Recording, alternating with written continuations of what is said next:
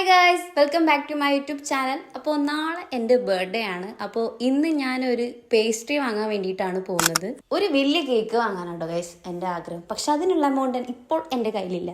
ഈ പേസ്ട്രി മിഫാൻ്റെ ഒരു special gift ആട്ടോ. മിഫ ആണെങ്കിൽ ഗൂഗിൾ പേ തന്ന് നീ പോയി പേസ്ട്രി വാങ്ങിക്കുമെന്ന് പറഞ്ഞിട്ട്. അവിടുത്തെ പേസ്ട്രി ഒന്നും എനിക്ക് ഇഷ്ടപ്പെട്ടില്ല. അപ്പോൾ കേക്കിൻ്റെ തന്നെ ഒരു കട ഉണ്ട് സ്റ്റാൻഡിൽ. അപ്പോൾ അവിടെ പോയി നോക്കാമെന്ന് വിചാരിച്ചു. ഇനി അവിടെ ഇട്ടുണ്ടെങ്കിലോ എന്നുള്ളതിൽ. ഇതാണ് ഗൈസ് കേക്കിൻ്റെ കട. ഇത് അവർ അവിടെ നിന്ന് തന്നെ ഉണ്ടാക്കുന്നതാണ്. പക്ഷേ ഞാൻ അവിടെ പോയപ്പോൾ എനിക്ക് ഒരു പേസ്ട്രി ഇഷ്ടപ്പെട്ടില്ല കേട്ടോ. അവസാനം അമ്മ ഉണ്ട് വിളിക്കുന്ന ഒരു ബേക്കറി വാങ്ങാനുണ്ട്. അങ്ങനെ ആ ബേക്കറി വാങ്ങാനായിട്ട് പോയി. അതിനുശേഷം ഞാൻ വിചാരിച്ചു എന്നാൽ അവിടെ കണ്ട ഫസ്റ്റ് പേസ്ട്രി തന്നെ വാങ്ങാമെന്ന്.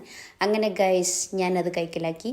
സത്യം പറയുകയാണെങ്കിൽ പേസ്ട്രി വാങ്ങുമെന്ന് ഞാൻ വിചാരിച്ചിട്ടില്ലോ. പെട്ടെന്ന് അങ്ങോട്ട് ഇറങ്ങി എന്തൊക്കെ ഒറ്റ നിമിഷം കൊണ്ട് സംഭവിച്ച പോലെയാണെന്ന് പറയാം. എന്തായാലും പരിപാടി കഴിഞ്ഞെത്തിയപ്പോഴത്തേനും ഓൾറെഡി നൈറ്റ് ആയിട്ടുണ്ട്. അങ്ങനെ ഗൈസ് എൻ്റെ ബർത്ത്ഡേ ആണെന്ന്. അപ്പോൾ വലിയ നേരത്തൊന്നുമില്ല ടീച്ചേഴ്സ് അതേപോലെ തന്നെ ഞാൻ നീറ്റത്. പക്ഷേ എൻ്റെ കോസ്റ്റ്യൂം കറക്റ്റ് ആ പേസ്ട്രീനോട് മാച്ചായി വന്നത് എങ്ങനെയാണെന്ന് എനിക്കറിയില്ല.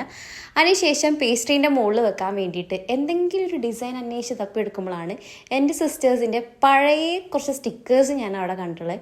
അപ്പോൾ ഞാൻ ആ സ്റ്റിക്കേഴ്സ് നോക്കാം ഏതാ മാച്ചാക്കി എടുക്കാമെന്ന് ഇങ്ങനെ ആലോചിക്കാനും അപ്പോഴാണ് ഒരാളിൻ്റെ കണ്ടപ്പെട്ടത്. അത് നല്ല ഭംഗിയുള്ള സ്റ്റിക്കർ കേട്ടോ ഗൈസ്.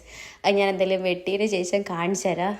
പക്ഷേ ഫുൾ കൺഫ്യൂഷൻ ഉണ്ട്, കാരണം അതിലുള്ള എല്ലാ സ്റ്റിക്കേഴ്സും നല്ല ഭംഗിയുണ്ടായിരുന്നു കേട്ടോ കാണാൻ. സ്റ്റിക്കർ നോക്കിയപ്പോൾ ഞാൻ മെയിനായിട്ട് നോക്കിയെന്ന് പറഞ്ഞിട്ടുണ്ടെങ്കിൽ സ്പെക്ക് വെച്ചൊരു ഐറ്റത്തിനാട്ടോ. അതുപോലെ തന്നെ ഒരു ക്യൂട്ടായിട്ടുള്ള സ്റ്റിക്കർ എനിക്ക് കിട്ടി. അതിൻ്റെ കൂടെ ഞാൻ ഹാപ്പി ബർത്ത്ഡേ എന്നൊരു സ്റ്റിക്കറും അതിലടിയിൽ സെറ്റാക്കി കൊടുത്തു. അത് കാണാൻ തന്നെ നല്ല ഭംഗിയുണ്ട് കേട്ടോ.